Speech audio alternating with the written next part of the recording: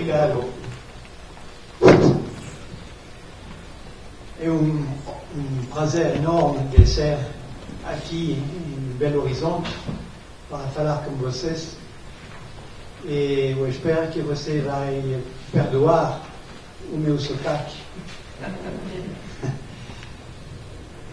E vou falar do tempo da emergência até a emergência do tempo. A emergência aqui, essa palavra, tem um sentido especial, não é o sentido comum, o sentido científico. É a ideia segundo a qual, quando consideramos cada vez sistemas mais complexos, por exemplo, quando passamos o limiar do acontecimento da vida, ou aquele do aparecimento da consciência, propriedades novas aparecem, que não estavam antecipadas e não são explicáveis a partir das leis conhecidas que regem os fenômenos a uma escala menor. É uma ideia muito antiga, de fato, pois Aristóteles, ele mesmo, explicava que a totalidade é mais do que a soma das suas partes. Então, essa palavra, muito conhecida agora, é uma palavra de Aristóteles mesmo. Mas, do ponto de vista científico e filosófico, ele tomou o seu impulso no início do século XX, na Inglaterra, como filósofos tais como Charles Broad, Samuel Alexander e cientistas como Lloyd Morgan, biologista.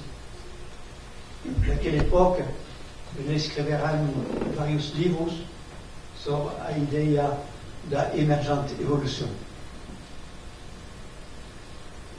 Naquela época, a ideia foi defendida por filósofos tais como Henri Bergson e William James, e também um filósofo que está reconhecido cada vez mais, Albert North Whitehead. Mas nas dezenas de anos que seguiram, a ideia esfumou-se por causa do golpe do materialismo filosófico e nas ciências biológicas do behaviorismo. Porém, sem desaparecer totalmente. Mas depois dos anos 60, 80, a ideia retomou vigor. Defendido por epistemólogos tais como Karl Popper e cientistas como Roger Sperry, de quem eu vou falar um pouco mais esta manhã. Roger Sperry, que obteve o Prêmio Nobel em 1981. Esse movimento continua hoje, com filósofos e epistemólogos tais como David Chalmers, Jerry Fodor e Paul Davies. O exemplo típico da aplicação da ideia de emergência é a passagem da matéria inerte para a vida. Essa passagem necessitou muito tempo e a interação do sistema em questão com o meio ambiente. E são dois caracteres, geralmente, da aparição das novidades e da emergência. Tempo, interação com o meio ambiente.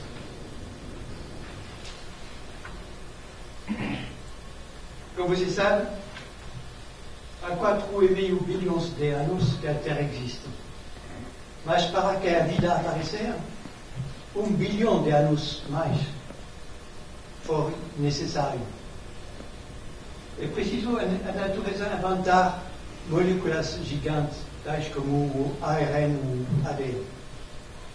Edificar células.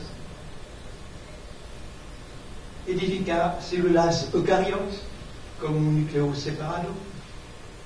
E mais 850 milhões depois da aparição dos células eucariotas, para aparecer os primeiros metazoários pluricelulares. Então, a vida passou por patamares, vários patamares, e a cada vez a ideia de emergência pode ser aplicada. Hoje, como você sabe, talvez, cientistas tentam reproduzir células vivas a partir da matéria inerte. E o objetivo desse ramo da biologia é chamada biologia de síntese. O mais conhecido deles, talvez, é o Craig Venter, um biólogo americano, já famoso pelo papel que ele desempenhou nos Estados Unidos na sequência do genoma humano. Em 2010, muito recentemente, ele e sua equipe conseguiram sintetizar um ADN completo de uma bactéria a partir da sequência de base registrada no computador, com a ajuda de um navegador. Então, não é completamente uma síntese de matéria inerte, fazendo viver e reproduzir a célula. E, como eu disse, isso não são provas de vida artificial.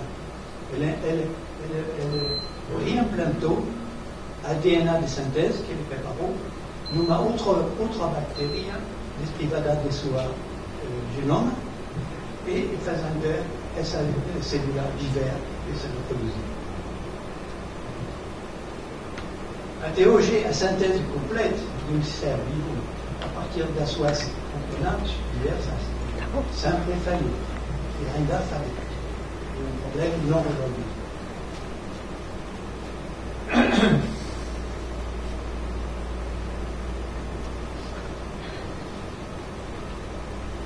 A ideia de emergência propõe, de fato, um reverso completo da nossa visão do mundo, oposta pelo reducionismo. Aos olhos de certos cientistas, tal como Robert Lolling, do Prêmio Nobel 1988, o paradigma da emergência abre um reverso da nossa visão do mundo. As propriedades mais fundamentais do mundo visível, a carga do elétron, por exemplo, as leis da natureza em geral, doravante não são pré-existentes no mundo platônico, mas, ao contrário, dependem da organização total do mundo. E a organização total do mundo que impõe as leis, as grandezas físicas fundamentais, tais como a carga do elétron, a massa das partículas, o spin das partículas, tudo isso. Claro que a maioria de físicos contestam essa posição e defendem o reducionismo e dizendo que a totalidade dos fenômenos físicos que observamos são consequências diretas das leis fundamentais da física das partículas elementares, da física quântica em particular. Mas o exemplo que eu vou discutir um pouco mais esta manhã me parece mais interessante é a questão da relação entre a mente e o cérebro. Então, a ideia é que quando a complexidade de um sistema nervoso traça un linear, un patamar, pode aparecer propriedades novas que chamamos a consciência de si, e a possibilidade de, pela consciência, de agir sobre os neurônios, as computações dos neurônios no cérebro. É um exemplo muito interessante, porque, segundo o prêmio Nobel Roger Sperry, que já mencionou, Roger Sperry foi treinado como neurofisiologista no espírito do behaviorismo.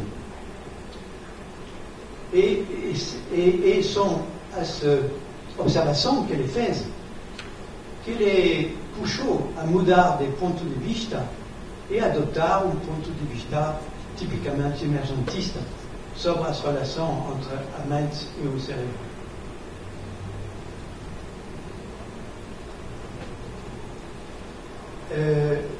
Ele foi treinado no espírito do behaviorismo, no NAMBU, e aquela ideia que o cérebro é um sistema tão complicado que não é possível tratar cientificamente das funções tais como a consciência. O cérebro era considerado, nesta época, como uma caixa negra, cujos observadores só poderão observar entradas e saídas. A única coisa que cientistas poderão fazer, dizem os científicos desta época, era constatar correlação entre certos estímulos do sistema nervoso central e os resultados motores que esses estímulos podem produzir. De 34 até 37, Sperry foi treinado no laboratório de Raymond Staton, um especialista de fonética motora, no espírito do behaviorismo. E de 37 a 41, Sperry veio continuar o seu treinamento em Chicago. Ele estudava neuroanatomia e neurofisiologia de ratos, até produzir o seu PhD sobre funcional resultado de cruzar nervos nas pernas de ratos. Ele era muito hábil para delicados transplantes de nervos nas pernas traseiras de recém-nascidos ratos. Especificamente, ele cortava o nervo sensitivo das duas pernas traseiras e logo suturava o nervo da perna direita sobre o nervo da perna traseira esquerda. Quando uma vez o rato crescido, ele dava um pequeno choque na perna esquerda, na perna direita, o rato sempre levantava a outra perna. Dava um choque na perna direita e levava a outra perna. Para Sperry, isso era uma clara indicação que a sensação de associação de sensação com o membro, uma vez adquirida, estava adquirida para sempre e fixada pelo sistema nervoso central. Estas experiências estavam claramente do tipo permitido pelo behaviorismo, um exemplo de correlação entre o estímulo e a resposta motriz. Porém, Sperry começava claramente a perguntar se seria possível de ir além e, a partir da observação desse tipo, obter indicação sobre a função superior do sistema nervoso central, tais como os que os neuropsicólogos chamam de qualia. E, finalmente, sobre a função mesmo que chamamos consciência. Um exemplo comum de qualia, o que os filósofos e psicólogos animais chamam de qualia, o exemplo típico é o exemplo da cor. A cor vermelho, por exemplo. Porque os filósofos e os psicólogos perguntam o que é a sensação de cor, não para nós só, mas para, por exemplo, por um rato, por um gato, ou por um avião. Não sabemos exatamente qual é a sensação da cor vermelho, por exemplo. Pois a cor não é uma qualidade do objeto em si mesmo, mas o resultado de um tratamento sutil nas áreas superiores do cérebro, entre os dados físicos. Sabemos que a cor é quando recebemos ondas numa certa banda de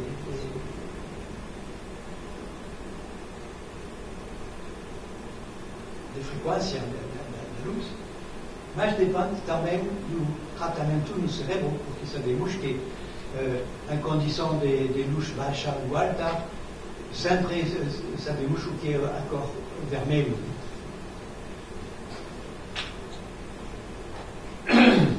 Mas o exemplo preferido do Roger Sperry não era aquele da cor, mas da dor.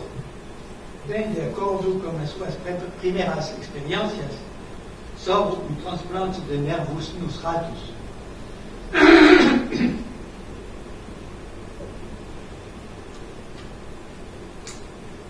Pensar no exemplo da dor que frequentemente os pacientes que foram amputados de um braço, de uma perna, continuam a perceber no membro amputado. Sperry pensava que este tipo de dor não podia ser explicado por causas biofísicas ou fisiológicas, pois os receptores correspondentes à dor no membro amputado obviamente não existem. A excitação das redes nervosas correspondentes no sistema nervoso central deve, ao menos em parte, pensava Sperry, ser construída, ou melhor, organizada, com uma qualidade no cérebro mesmo. Mas a consideração de transplante de nervos periféricos ou da amputação de membros não podia estar totalmente convincente. E Roger Sperry, que entretanto havia movido para o Caltech, de Califórnia, começou a pensar na possibilidade de intervir no cérebro mesmo.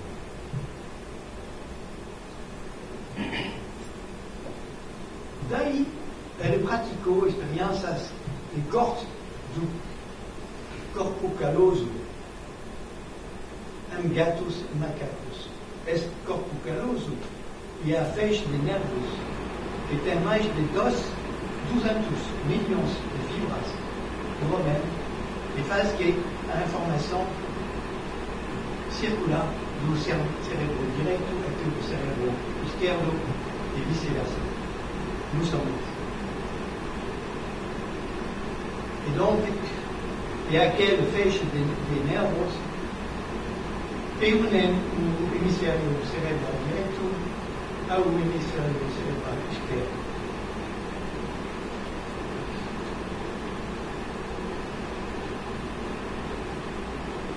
Um exemplo interessante é aquele da visão. Essa é uma fatia horizontal do cérebro, explicando o percurso das vias ópticas como cruzamento de certos feixes ao nível do plasma óptica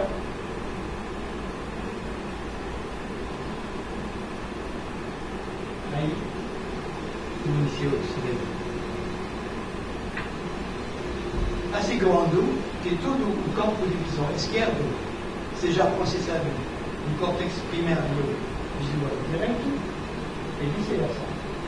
Todo o campo de visão esquerdo é tratado pelo polo de visão no cérebro direito e vice-versa, tem casamento total das fibras visual. Em 1962, Sperry encontrou o cirurgião Philip Vogel, que havia praticado algum tempo antes a seção do corpo caloso do paciente, ao fim de impedir que as crises de epilepsia cujo paciente estava sofrendo pudessem se propagar de um hemisfério cerebral até o outro. Então, para impedir que as crises de epilepsia se propagassem de um hemisfério até o outro, a ideia foi de cortar completamente o corpo caloso. O Dr. Vogel, o cirurgião, e o paciente concordaram que Roger Sperry e seu time examinassem e organizassem uma série de testes psicofísicos sobre ele, assim como, mais tarde, sobre mais ou menos 20 outros casos similares.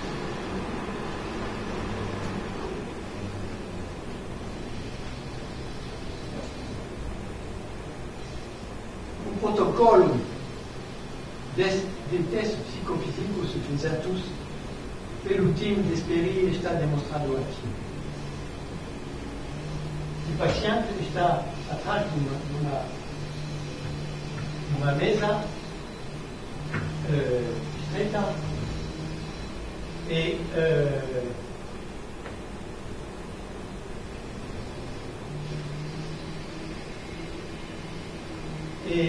o psicólogo projeta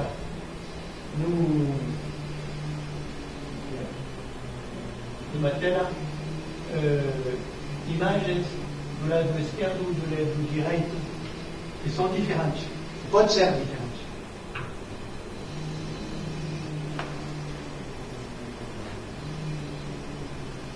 E o que é extraordinário é que o paciente pode descrever muito bem o que está projetado no lado direito da tela, mas não pode descrever o que está projetado no lado esquerdo, porque o lado esquerdo se projeta na hemisfério direita e a palavra, o sistema nervoso da palavra, são, para a grande maioria dos homens, completamente lateralizados do lado esquerdo. Então, ele pode dizer que tem alguma coisa, mas não pode descrever o que.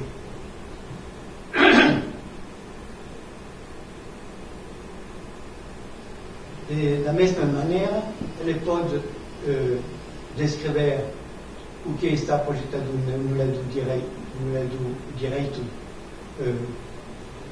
escrevendo com a mão esquerda, mas não pode escrever a mão direita, o que está projetado desse lado. Porém, esse paciente não demonstrava ter uma dupla consciência. Ele continuava a ter uma consciência perfeitamente única e coerente. Mesmo se, por exemplo, você projeta no lado esquerdo uma imagem muito emocionante, uma mulher nuda, por exemplo, ele vai fugir. Enrubescer. Mas se você pergunta, se o psicólogo pergunta, por que você enrubesce? Ele vai inventar uma história coerente como o que ele vê no lado direito do seu campo de visão. Sperry ficou espantado de ver até que ponto a unicidade da consciência está preservada neles. Qualquer dissonância entre o que o paciente podia ver no seu campo visual direito e a emoção claramente disparada pelo que ele estava vendo no seu campo de visão esquerdo estava imediatamente justificada, eventualmente, para uma clara fabulação. E, evidentemente, sem usar nenhuma informação relativa ao que está projetado no seu campo de visão esquerdo, a qual o seu cérebro esquerdo não tem acesso. Considerai você mesmo a maravilha da visão. Veja como a nossa visão está perfeitamente contínua entre o campo de visão esquerda e direita, na frente do segundo. Da linha vertical que separa o campo de visão esquerdo e direito. Como não se espantar dessa perfeição, sabendo que os dois campos de visão são processados, ao menos nos primeiros passos de interação do cérebro, por centros nervosos tão distantes um do outro. Mesmo quando fechamos o olho, fixamos um ponto bem longe na frente, para evitar sacudidelas oculares. Considerai também a fusão de diferentes modalidades de percepção, tal como a fusão do som e da visão, quando assistimos, num concerto, a um golpe de cymbales. Não se nota a diferença de tempo entre o som e a visão do ato, embora sabemos que o som chega, às vezes, vários centos de milissegundos depois da visão. A sua percepção consciente reorganiza os dois tipos de estimulação para parecer completamente sincronizados. Por todas essas razões, Sperry admitiu que a consciência exerce um poder organizador, uma causalidade de tipo top-down do cérebro sobre os processos neurofisiológicos, as descargas neuronais. Ele não se considerava, porém, como um dualista do tipo de Descartes, por exemplo. Pois ele insistia ao mesmo tempo sobre a unicidade dos processos nervosos. Ele desenvolveu uma visão tipicamente emergentista, e mesmo da variedade forte do emergentismo entre as relações mente-cérebro. Por que uma emergência forte? Porque tem filósofos que defendem uma visão fraca do emergentismo, dizendo que, bom, você não pode predizer as propriedades novas que aparecem, além de um certo patamar, mas isso é somente porque as coisas são tão complicadas. Mas uma vez que a observação é feita, vai ser possível de explicá-las pelos fenômenos a um nível abaixo. Um exemplo típico, por exemplo, de emergentismo fraco, pode caracterizar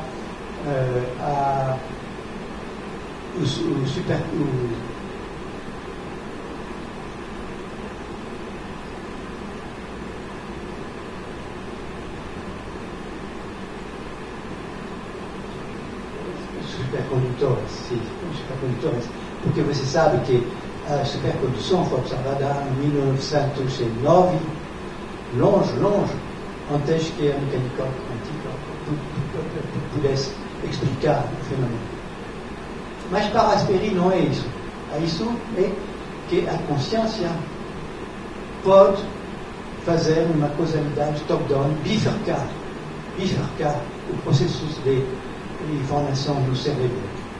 E essa ideia de causalidade top-down que caracteriza a emergência do tipo forte que filósofos e psicólogos podem considerar. E, evidentemente, ele se distanciou também, nessa ocasião, do materialismo reducionista também, e a sua posição muito delicada, sutil. Não tem duas substâncias agindo no cérebro, uma só, mas capaz de passar o patamar da consciência e facilitar a interação, a causalidade do cérebro sobre o tratamento dos dados do cérebro. Ela explicou a sua posição num papel muito interessante, que é chamado Mind-Brain Interaction, Mentalismo Yes, Dualismo Não. Mas, basta para a biologia. Retornamos para a física. E levamos a nossa atenção para a noção de tempo. A ideia que a noção de tempo na ciência também segue uma descrição em patamares como propriedades novas que são adquiridas quando passamos de um patamar até o outro. E a ideia que a noção de tempo nas ciências, como os dois campos importantes que são a física mecânica clássica, mecânica relativista, de um lado, e a termodinâmica do outro lado. Que mesmo assim, como essas duas apreensões da noção de tempo na ciência, não esgota a noção de tempo que nós vivemos. Sabemos que Galileu, que pela primeira vez insistiu sobre a integração do tempo na teoria física, no estudo do movimento acelerado devido à gravidade. Sabemos também que Newton, que tentou dar um estatuto à noção, aquele de um tempo universal, independente, que foge ao mesmo passo em todos os lugares, em todos os tempos. Isso é ainda a noção comum do tempo, enraizado em nossa cultura, como padrão do tempo universal, dado pelo movimento da Terra ou pelos relógios mecânicos. Sabemos também a crítica que Einstein fez da noção, demonstrando que era impossível sincronizar relógios em sistema em movimento em relação um ao outro, e, portanto, a vacuidade da noção newtoniana de simultaneidade, que permitiu Einstein propor um novo estatuto da noção de tempo, intimamente relacionado com a noção de causalidade propagada. A relatividade, no fundo, uma teoria da causalidade propagada. E de desenvolver a teoria da relatividade, tanto estrita quanto geral. Sabemos todos os êxitos que a teoria de Einstein obteve no campo da astronomia, da física nuclear, e agora para os nossos instrumentos técnicos que usamos cada dia na vida ordinária, como o GPS, por exemplo. E quero mencionar aqui que poucos físicos duvidarão recentemente que o episódio da velocidade supraluminosa dos neutrinos seria resolvido sem abater a relatividade einsteiniana, como sabemos que é o caso agora. Porém, pode-se pensar que a relatividade não resolve todos os problemas relacionados a uma compreensão científica da noção de tempo indivíduo e sua transposição na teoria física. Ela não responde a uma interrogação muito antiga de Agostino, por exemplo, que perguntava, como é bem conhecido, o que é o tempo? Se ninguém me pergunta, eu sei o que é. Mas se eu responder a essa pergunta, não sei mais. o tempo vivido não é sobreponível ao tempo de relatividade, é muito mais rico que esse.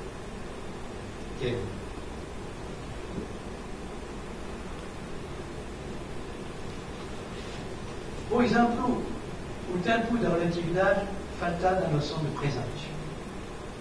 Não fala aqui de um presente universal, um tempo T igual não sei quê, que seria o mesmo para todas as pessoas em todos os lugares. Essa possibilidade é negada, como sabemos, pela relatividade estaniana. Mas da percepção nossa que o mundo que nos cerca sempre está passando de um estado virtual para a realidade. E o que chamamos o presente. Que a realidade é um conceito fugitivo, somente aplicável a este momento privilegiado que chamamos precisamente o presente. A ausência de presente na sua teoria embaraçava o próprio Einstein. Temos um testemunho claro disso. Na sua autobiografia, o epistemólogo alemão Rudolf Carnap narra uma conversa a esse respeito com Einstein. Uma vez, escreve Carnap, Einstein falou que o problema do presente o embaraçava fortemente.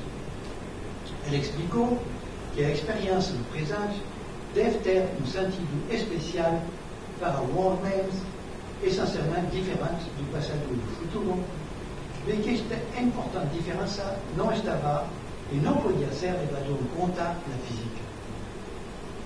Que aquela experiência não pudesse ser tomada pela ciência lhe parecia um ponto de dolorosa, mas inevitável resignação.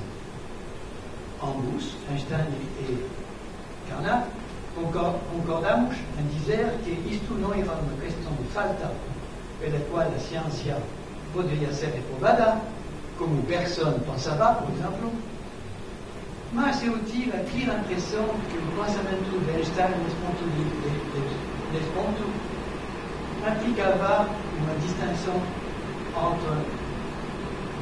implicava uma falta de distinção entre experiência e conhecimento. O Carnap escreve. Ele pensa aqui que a ciência se interessa ao conhecimento, à experiência.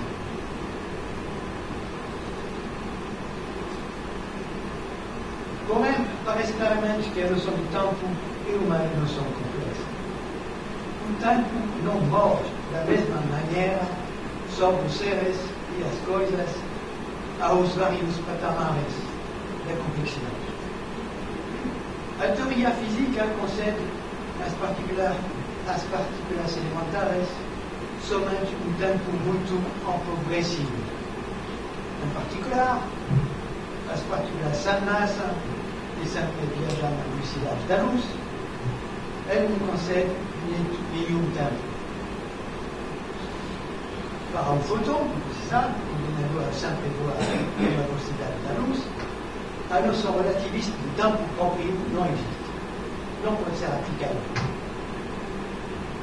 O mundo que prevalecia aos primeiros instantes após o Big Bang, aquele do caos radiativo, como chamamos, estava nesse estado. Um mundo no qual nenhum objeto podia definir um tempo próprio, estava um mundo atemporal. Esse mundo, embora composto de partículas sem tempo, porém, existia bem. E não faltava de dinamismo, pois ele estava já em expansão.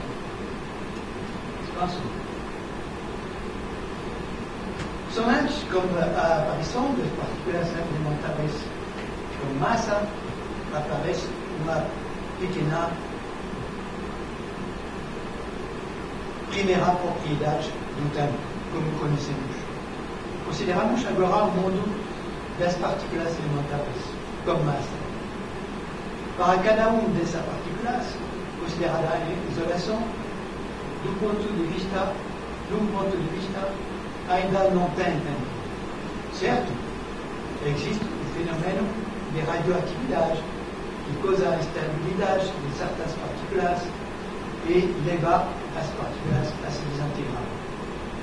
Podemos utilizar esse fenômeno para construir um relógio e definir uma escala de tempo, mas somente na condição de considerar um pedaço bastante largo de matéria radioativa. Uma partícula não ajuda. Temos que considerar um pedaço bem grande de matéria radioativa para contar as desintegrações. Um único átomo radioativo não serve, pois ele tem sempre a mesma probabilidade de se desintegrar no segundo seguinte. Podemos quase dizer que as partículas elementares e átomos não envelhecem. Além disso, estamos então num mundo onde é impossível de distinguir entre o agora e outros instantes. Todos os instantes são iguais. Não existe no mundo dos átomos e de partículas nenhum sinal que enfatizaria um momento privilegiado, conferindo uma atualidade. Certo, o estudo da evolução de um sistema físico, de uma interação entre partículas elementares, por exemplo, separados por uma duração de interação,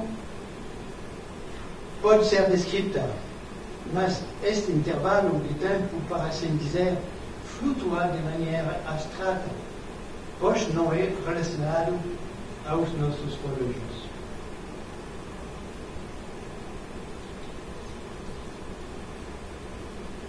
O patamar seguinte é o patamar dos objetos físicos macroscópicos, como conhecemos.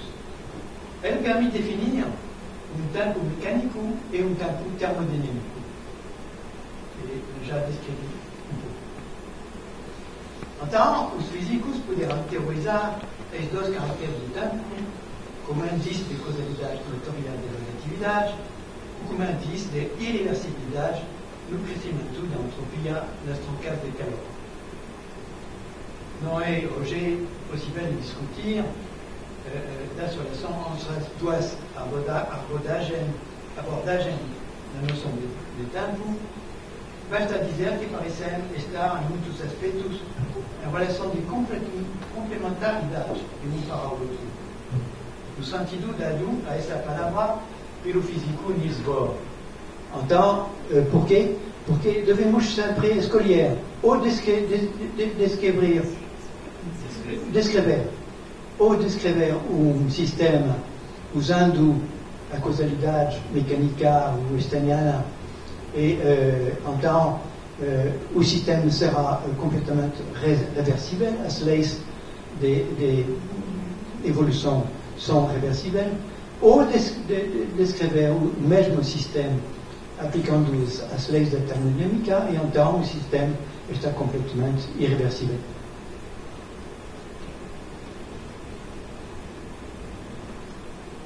Devemos escolher de descrever o sistema de interesse seja pela mecânica, determinista ou quântica, ou pela termodinâmica. A primeira descrição estará reversível, nada de zeta de tempo. A segunda, irreversível, tem um zeta de tempo fixado. E não tem a possibilidade de mexer as duas diferenças. Mas, como vimos, o tempo dos físicos falta na noção de presente, pois só os sistemas abertos, trocando energia e entropia como o mundo, podem ser caracterizados por um presente. Sistemas físicos abertos já conhecem o que é o presente, pois eles podem se organizar ou se desorganizar e evoluir em ciclos relacionados a los ciclos que permiten definir un campo mecánico. Conocemos, por ejemplo, varios sistemas de relaciones químicas que representan variaciones cíclicas de concentración de algunos gradientes.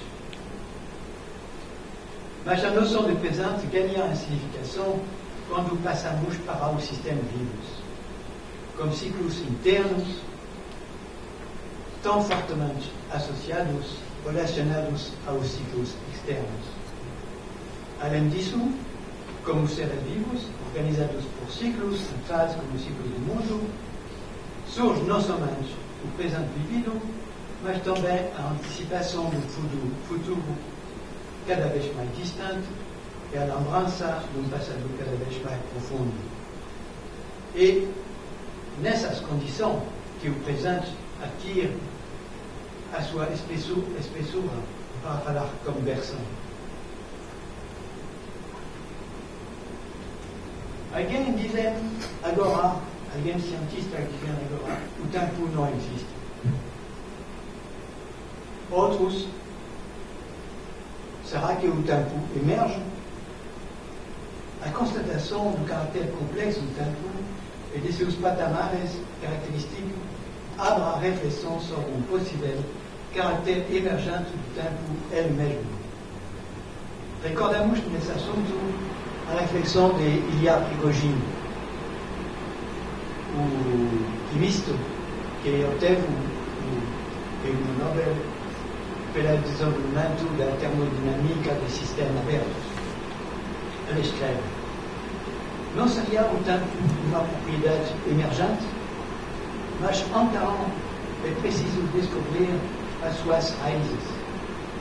Nunca a flecha do tempo surgirá no mundo regido pelas leis temporais simétricas. Estou convencido que a irreversibilidade macroscópica é a expressão de um caráter aleatório ao nível microscópico. Uma quotação do fim das certezas que ele escreveu em 1995. O caráter aleatório ao nível microscópico, que é o fundamento da termodinâmica, como se sabe.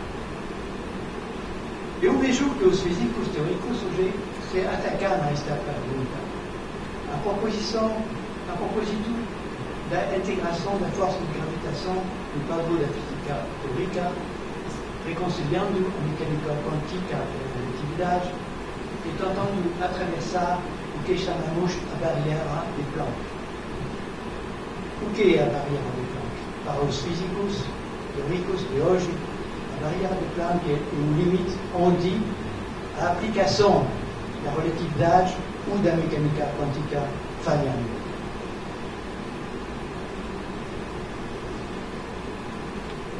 E eles estimam essa barreira de Planck a um tempo característico de 10 a la potência menos 43 segundos. Um tempo muito pequeno. E o espaço equivalente à velocidade da luz de 10 a la menos 33 centímetros. Mas tem físicos teóricos que tentam reconciliar a mecânica quântica e a relatividade e ter uma teoria que poderia descobrir o estado do universo no tempo antes da barreira de Planck. Alguns científicos trabalhando nesse campo chegaram a proclamar o tempo não existe. Para mim, é um atalho, pois não é a mesma coisa dizer que o tempo não existe, além da barreira de Planck, que dizer que o tempo emerge patamar após patamar, quando subimos o grau de complexidade e afastamos da condição primordiais do universo. Nos trabalhos em progresso, pesquisadores propõem que o tempo nasce num estado estatístico da gravitação. Além da barreira de Planck, não existe um espaço-tempo nem mesmo o universo como pensamos. Pensamos um estado estatístico quântico, uma superposição de estados no qual não podemos aplicar a nossa definição usual de uma realidade objetiva. Mas pesquisadores, tais como Alan Kohn, na França, Carlos Rovelli, um italiano trabalhando na França, tentando reconciliar mecânica quântica e relatividade, chegam a uma reconciliação não prevista. Para eles, a razão para a qual sentimos o tempo passar tem uma origem termodinâmica, um caráter aleatório da realidade no nível mais fundamental. E a razão para a qual sentimos o tempo passar, para eles, tem a ver, de perto, com a presença da radiação cósmica do fundo do céu.